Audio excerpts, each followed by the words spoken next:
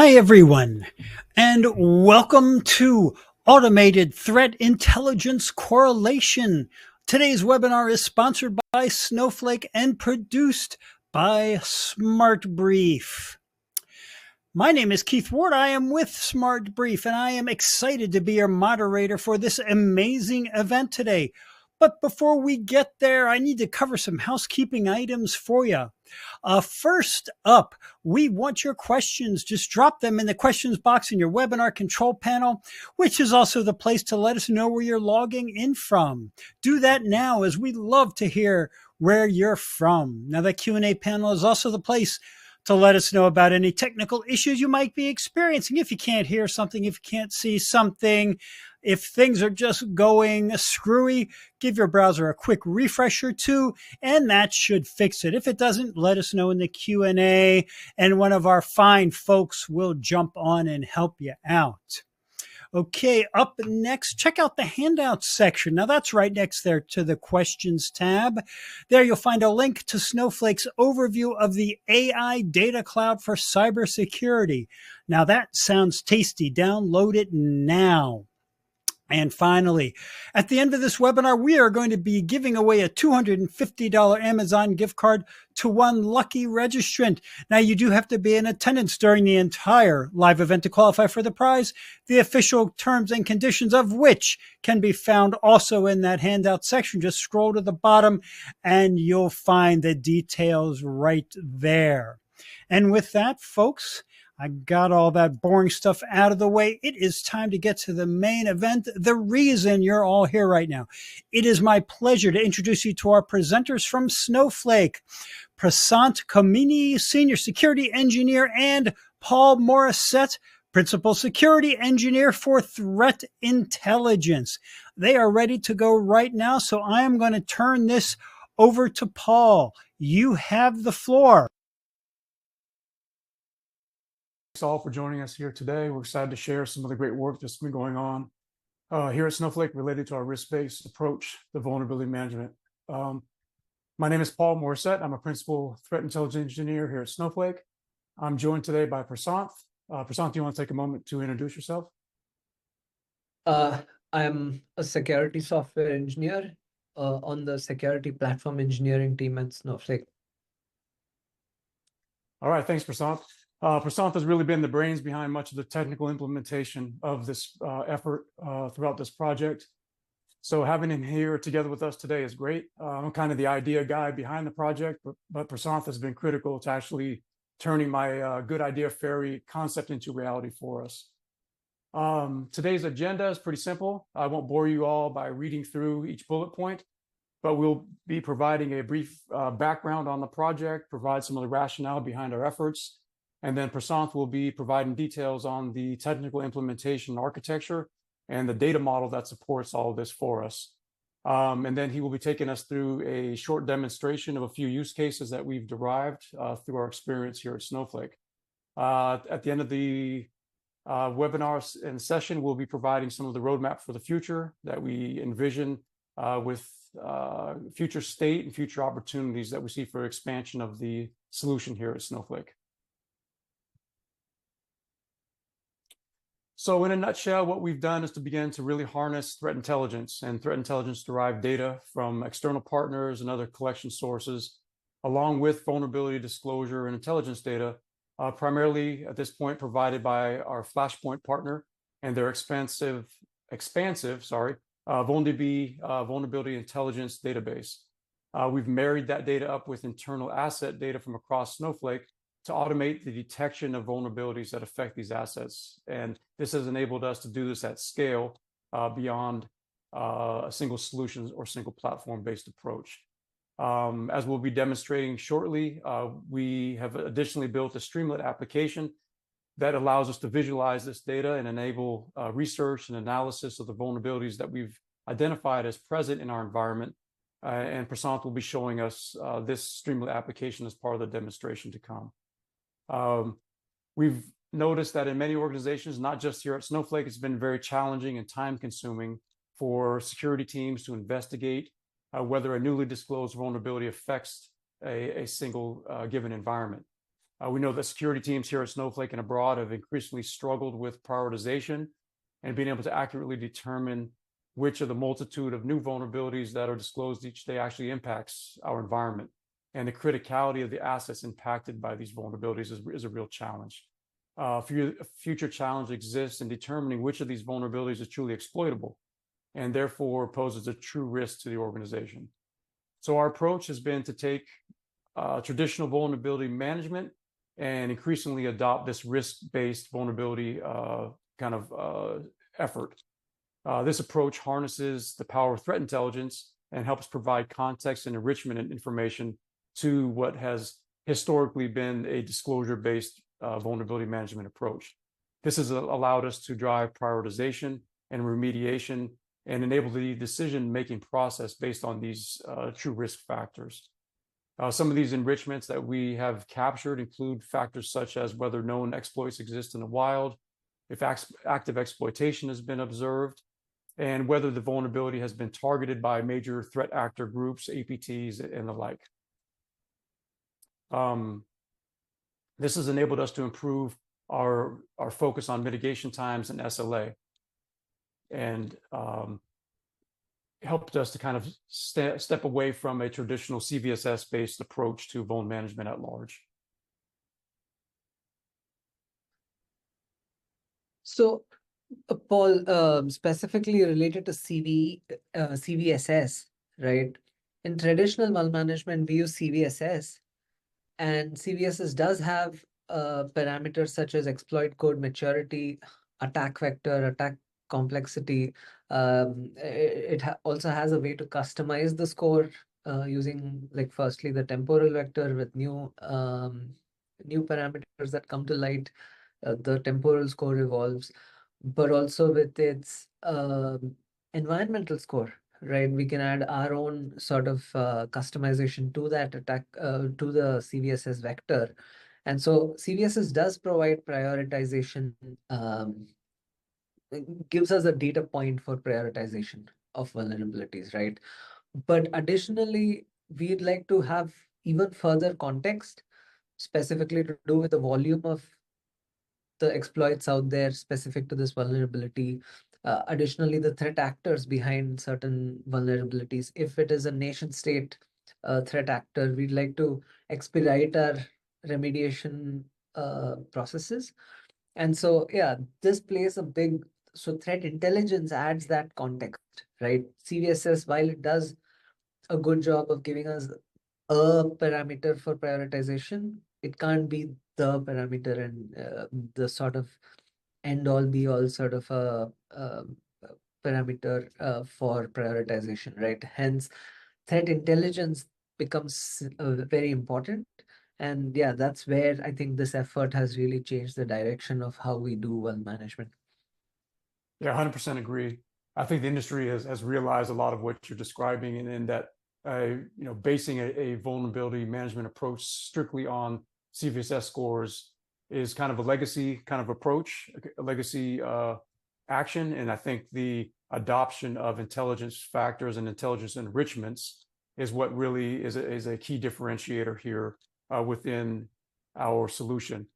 CVSS scores definitely still hold value, obviously, and serve as a general start point, indication of badness, if you will, but without the additional knowledge of an organization's mitigating controls, the potential attack paths that exist, and assessment of real-world exposure, I think that the CVSS model itself can't really be taken alone as a sole driver for remediation in enterprise environments. That's where Snowflake's approach, I think, is unique and is helping to solve some of the challenges that we've traditionally faced with vuln management. We are able to harness the power and analytical capabilities of the Snowflake platform natively and fuse the vulnerability intelligence data with our internal asset and environmental data to quickly and accurately provide security teams a more clear picture of the vulnerabilities that exist in our environment and enable these teams to better prioritize their response efforts and efficiently remediate these issues at scale. Really, what we're trying to do is enforce prioritization and assist these teams in knowing what SLA to apply to a given environment or a given vulnerability that emerges.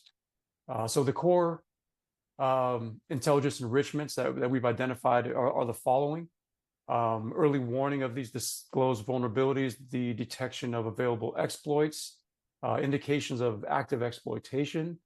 And again, if we are seeing named or known threat actor groups targeting these vulnerabilities at scale, and then helping to support the management teams with their impact assessments and prioritization. So, Paul, now that we've captured the sort of emergence of threat intelligence as a parameter for well management, and also what enrichments it can provide, can we take a step back and talk about the problem that initiated this entire project? What was that problem statement? Yeah, definitely.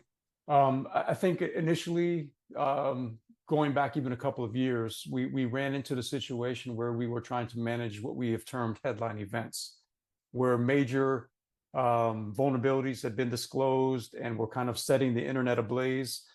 And we wanted to be able to conduct an internal assessment of the impact of these vulnerabilities across Snowflake. And I think we realized pretty quickly that we didn't have this kind of single pane of glass available to us for remediation or even for the assessment phase itself. We didn't have a single asset data source that provided us clear visibility of our internal assets and didn't really have a mechanism or a means to map the vulnerabilities that were being assessed, holistically or across the Snowflake ecosystem. So I think not having the single pane of glass was the original driver that really initiated kind of this concept. Secondary to that, as we started to embark on these assessments, we started to notice that some of the traditional scanning platforms didn't even really have signatures or detections enabled at that kind of 0 day, +1 kind of state, where we weren't able to rely upon some of the traditional enterprise vuln scanners to provide this visibility either.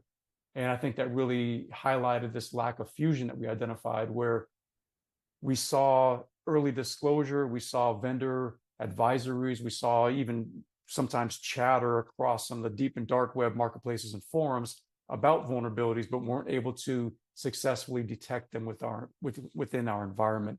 So that was these kind of three factors, I think, were the real drivers behind the concept.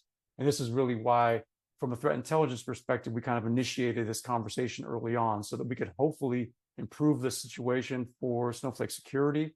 And then we realized that there was a lot of these same deficiencies out there in the marketplace where, for all the reasons that we've discussed, with the over-reliance upon a single scoring model or some of the challenges with asset management, I think that what we identified early is something that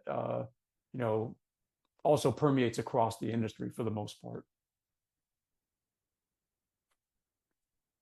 So with that, I was going to have you take a few moments to talk about the solution and what we've built, what your team has built here, as we transition into architecture and kind of technical review of what the tile solution looks like today.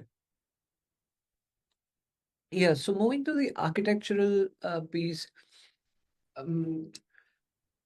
firstly, I want to talk about the two data points that we're trying to really merge or correlate and marry, right? First, we have the Intel side of the data. This is where our external intelligence vendors provide us with the latest and greatest intel on the threats and vulnerabilities out there, right? This includes 0 day vulnerabilities. This includes threat actor activity, and other important data points that we'd like to know as part of maintaining the threat intelligence program. On the other hand, we have internal asset data being collected by all of our vulnerability scanners. We also have just general asset scanners, just check the liveness of assets, things like that. So all of this data is being collected where we say, okay, this is the host that was found. These are all the packages on that host. And this is the last time we saw it, right? Now we want both of these data sets to be combined in a meaningful way, such that we can say that this vulnerability is present on this asset within this package within that asset, right? So towards that end, firstly, we need to have up-to-date data within Snowflake from the vendor or from the intelligence vendor and from the asset solutions. So for that, we need a reliable and robust ETL process. So for that, we have a couple of ways over time. The ETLs have evolved within the Snowflake product, and also the way the vendors have adopted this sort of data engineering solutions. So firstly, we had data share. That is really the best way to share data because it is sort of close to real time. There is a latency, but it's something that we can live with based on the overall pipeline delay being under a certain threshold. So we started out with data shares. We then had vendors using the connected app model. So they're able to then just get credentials like a service account into our account, into our Snowflake instance. And then they're able to just load the data into our account directly from their SaaS service, right? So that was the next evolution in the sort of uh, relationship with vendors and how data is moved across from point A to point B. Now we have external access, so we don't even have to wait for the vendor to implement this sort of a connected app model or a data share. We can ourselves sort of take charge of this ETL, hit the endpoint, get the data into Snowflake from Snowflake, right? We can write a stored procedure,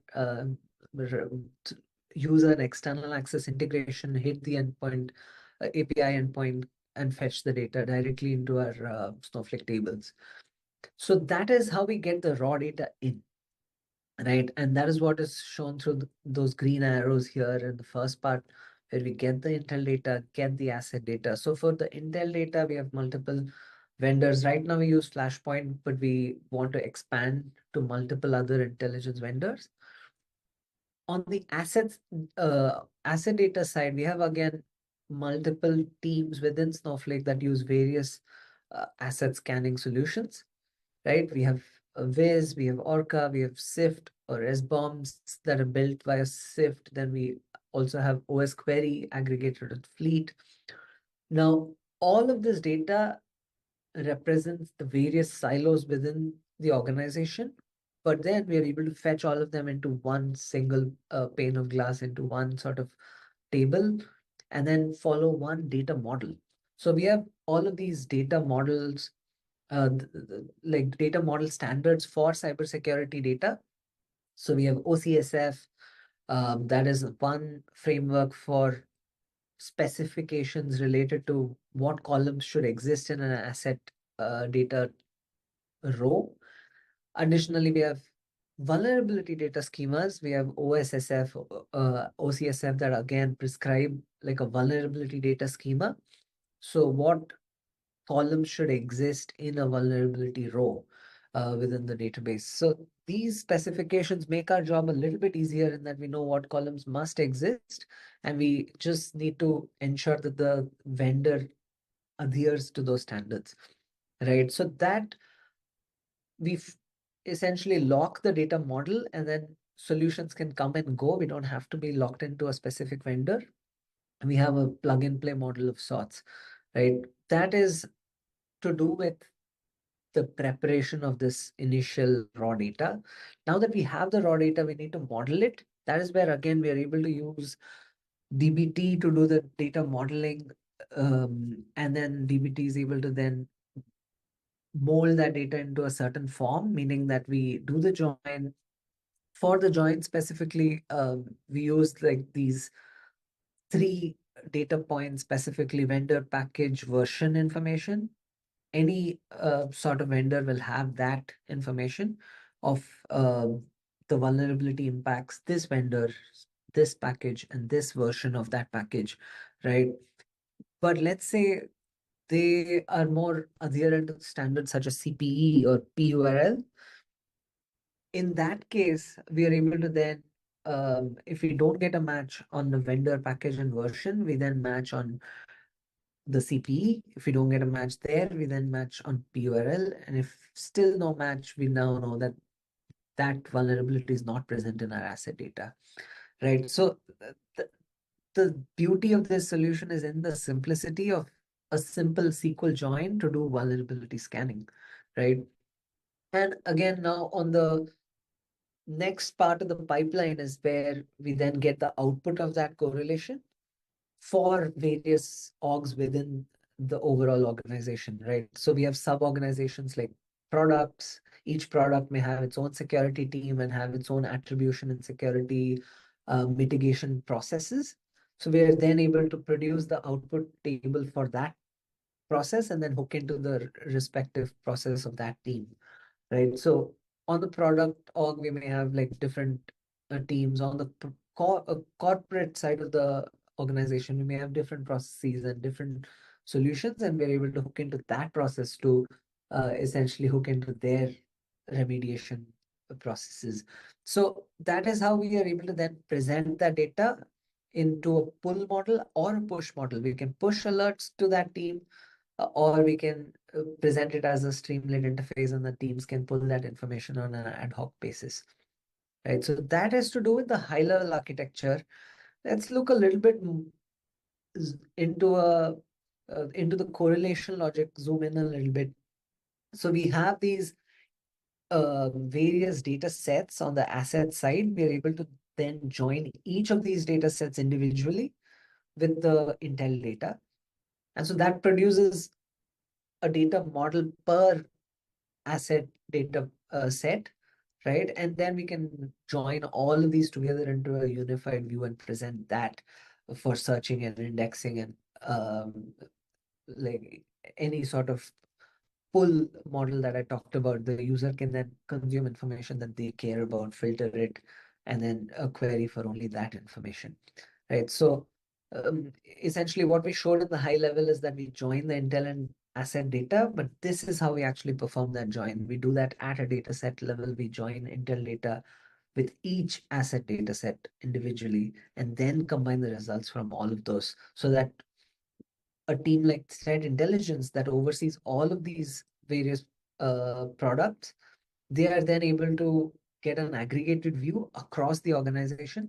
So let's say I'm given a vulnerability, I can quickly assess, okay, this is how this vulnerability affects the entire organization, not just one specific silo within the organization. So I'm able to aggregate that number across the entire company altogether and all of its assets, as seen through our asset scanning solutions, right? We may have like coverage issues and that may not be visible, but we are able to at least drive that coverage to a higher number. And then we are able to get visibility on that in terms of what vulnerabilities exist in that as seen through our asset scanning. So that is to do with how we correlate at an individual data set level. We can quickly go through the use cases. These are pretty standard sort of use cases for a vulnerability management team. There is a vulnerability out there. We then want to see what is the impact of that vulnerability within our organization. So at this point, we do a quick CV lookup into our solution, and you're able to get all of the the instances of this vulnerability, where it exists in the organization, what host, what package, and we're able to see unique such results within the service, within the threat intelligence and correlation service. So the next use case is where we have an asset. Let's say there is a compromise or there is some sort of investigation that is ongoing, and there is an asset that is identified in this investigation. We now want to see what are the vulnerabilities that exist on this asset. In general, what packages exist on this asset, right? So we are then able to go into our solution, look up this asset ID, and then we get all of the unique set of vulnerabilities and vulnerable packages on that asset. And let's say again, and for the third use case, there is a vulnerable package. There is a package being actively exploited in the wild. We now want to see how many such package instances exist within our environment. We're able to then look up the package ID, either CPE or PURL or just the package name and version. And we are then able to identify all the unique instances of that package within our environment. Right. So let me quickly jump to the demo. This is a pretty simple interface where we can quickly go through these use cases. I'm able to type in these IDs and then get the results, and we can show you this with some dummy data that we have put together. Right. This is the UI for our threat intelligence correlation service. The first part of this app is going to be the dashboard. This is just a way to present quick insights about the data set.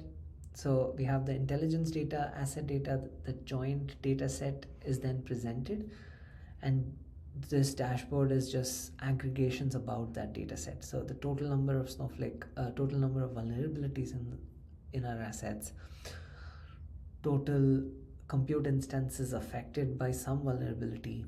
We have some quick dashboard items on the freshness of the data. So most recently published disclosure, most recently modified disclosure. These are severely out of date. This is just a test data set that we prepared for Snowflake Summit. But in the real world, typically you would have some sort of an alert on the freshness. You have a freshness threshold, and if the data goes stale beyond that threshold, you want some sort of alert, and then a team that enacts a playbook to get that data back on track, right? Then we can also sort of segregate and aggregate this information by the various environments, the various cloud service providers. You can also get counts of various severities. So the critical and high is where you want a real visibility, and you want some sort of high SLA, and you want those to be really low. We also have a quick insight into the top 10 vulnerable compute instances, and also top 10 vulnerabilities affecting us right now. Right, this sort of dashboard gives us a sort of bang for your buck actions that you can take right now. Fix these minimal set of packages, and you're able to reduce your residual risk by a lot. This sort of dashboard helps with that. The second part of the application, so again, to iterate, this is a Streamlit application deployed on Snowflake.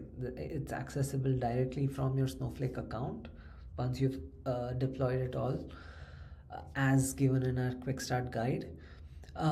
We are then able to launch this application just by clicking, navigating to your Streamlit button on your Snowflake instance on the side navigation pane, and then just launching the particular instance of this application. Right. So the second part of the application is the search feature. This is where the magic actually happens. So we're able to choose an arbitrary time period within which the published date of the vulnerability sits, right? And we are then able to execute searches on various asset IDs, CVE IDs, package names. Let's start with the quick headline lookup use case where there is a headline vulnerability. The CVE is published by NVD. We now want to check for the presence of that vulnerability in our environment. So in our quick start guide, we already have these examples. I'm just going to copy off of that. We execute the search, and we see that there's 49 results found. These are 49 unique instances of this CVE present in some sort of application or package in our environment within a compute instance, right? So these are 49 such instances. They can happen across the same host, or it could be multiple hosts. Typically it will be one or more packages, right? So each row here represents one instance of the vulnerability in a package present within a compute instance. So we are then able to use this data set and then go after the teams that actually own these assets, or these compute instances. So that is an example of a positive search, meaning that the search yields some positive results, right? Let's see how this would look like for a negative search, or when the CVE is not present in our environment. So you search for this hypothetical CVE, we get 0 results found. It just means that this we are not affected by this CVE as seen through the lens of our asset scanning solutions, asset discovery and asset scanning solutions, right? So it just means we are not vulnerable, but only through the lens of those tools. And so only the searches are only as good as our coverage solutions. So let's take the other use case where we look for an asset ID. So let's see, I clear this, I look for this host ID and I see 2 results. What does this represent? It just means that there's 2 unique instances of vulnerabilities corresponding to this asset ID, right? So in the real world, an asset may have more or less. This is just a hypothetical situation, right? We have 2 CVEs, one has a CVE, 2 vulnerabilities, one has a CVE, one doesn't, and they're both to do with OpenSSL, and they're both to do with the same version of that package. As we mentioned, we can have vulnerabilities that are not on NVD, right? Our intelligence vendors are able to derive vulnerabilities that are yet to have a CVE registered on NVD, right? So this is an instance of such a use case. So that is the advantage of also using an intelligence vendor. They're able to beat NVD in that sort of a timeline. Now let's take a negative search. What would that look like? Let's just take a hypothetical host ID, then apply the filter. We see no results found. It just means that there is no vulnerability in the host ID that we searched for, right? Let's take a final use case where we are actually searching for a package name. So we know that there is a package that is being involved in various exploits in the wild, and we want to search for that package in our environment.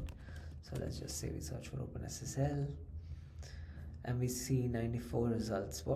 These 94 results represent unique vulnerabilities present in OpenSSL packages across various compute instances. So there's 94 such instances, and we are then able to go after these teams to start the mitigation based on whatever risk scoring mechanism that we choose, right? So that is the demo. So just to add some context, in the background of this, the data is getting refreshed by the DBT models that run using some sort of a cron job, but we are evaluating dynamic tables for this very purpose, where we are able to refresh our models at a regular cadence using the dynamic tables that are now generally available. And so that can all be done within the Snowflake platform now. So yeah, that is one way that we've been using Streamlit, but also how we've been using it for these specific use cases that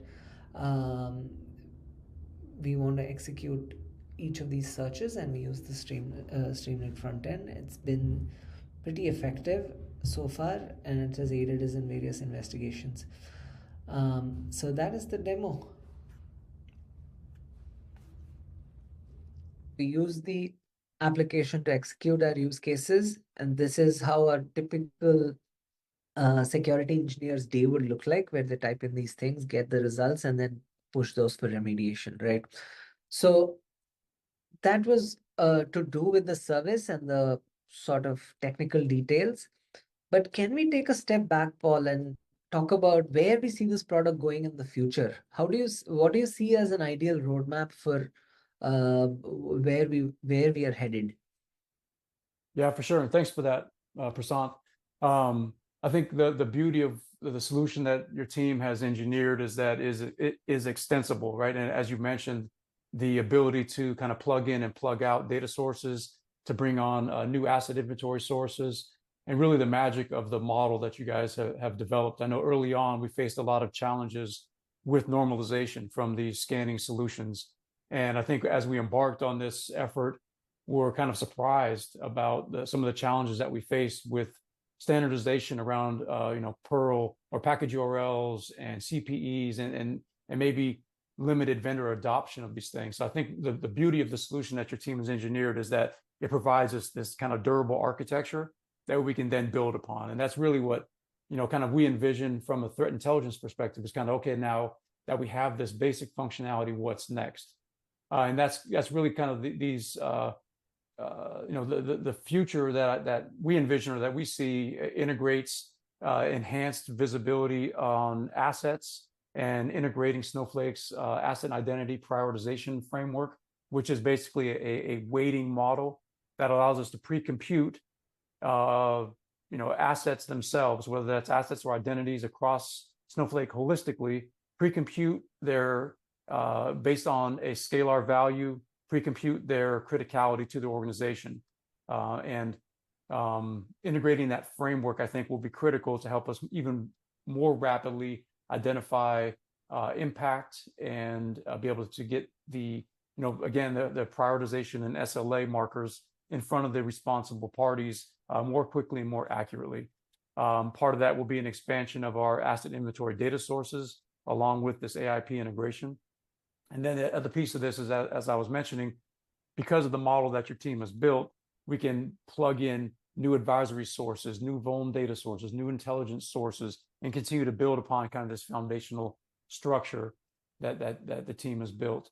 And then ultimately, I mean, I think what we will want to see going forward is the integration of Snowflake's Arctic LLM and potentially exposing a lot of this data through natural language processing and some of the advancing technologies around AI and machine learning that I think we're realizing across the industry right now.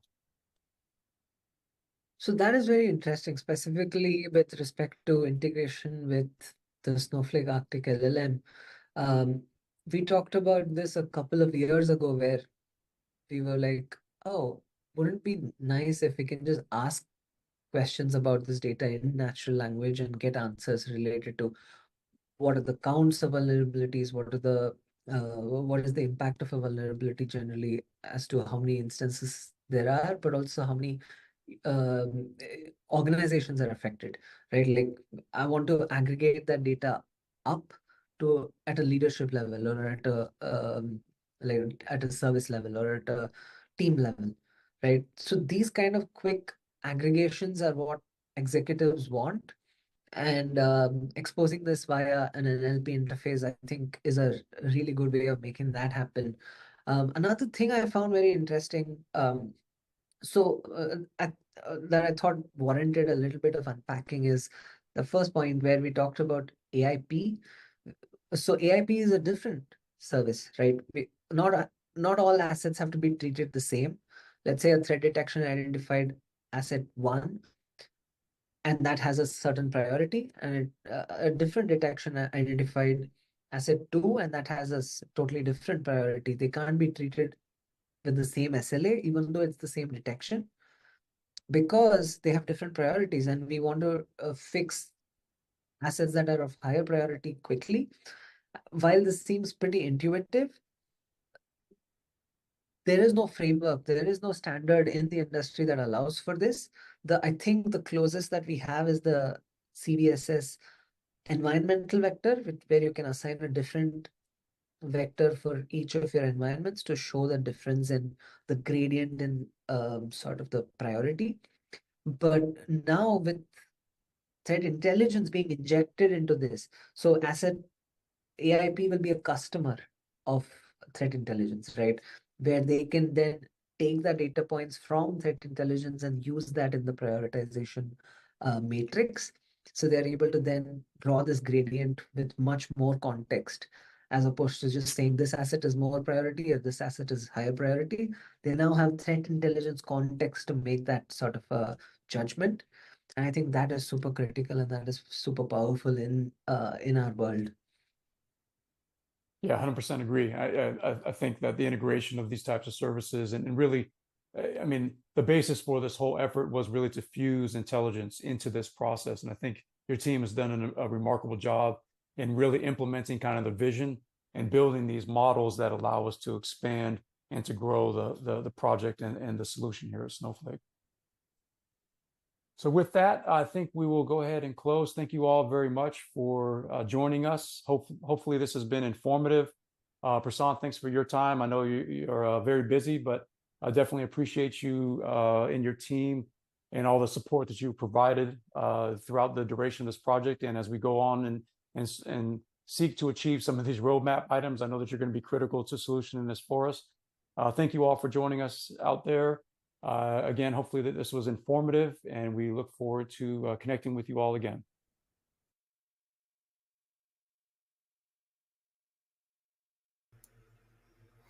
Thank you so much, Paul and Prasant. Great stuff there. Love the presentation and the demos and all of the work you put into this. Automated threat intelligence is pretty much the only way to handle threat intelligence anymore. There's just too much to keep up with, to have any kind of manual processes involved. So really love them showing us the way that they're doing it. Such an innovative company that Snowflake is as well. So thank you again, gentlemen. I wanted to point out that they unfortunately cannot stay for questions today, but all the questions that you asked will be answered by them. They will be following up, so have no fear. If you asked a question that didn't get answered, you will be hearing from them. And so we are pretty much wrapped for today, folks, but I need to do one more thing, and that is to make one of you a little bit richer. As I mentioned up top, we have a $250 Amazon gift card, and the winner of that for this event is Kyle Bonestead from Missouri. Congratulations to you, Kyle. We will be in touch to get you your card ASAP.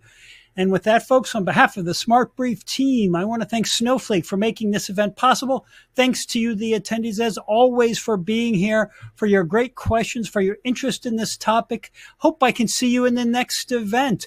That wraps it for today, folks. Have a great rest of your day.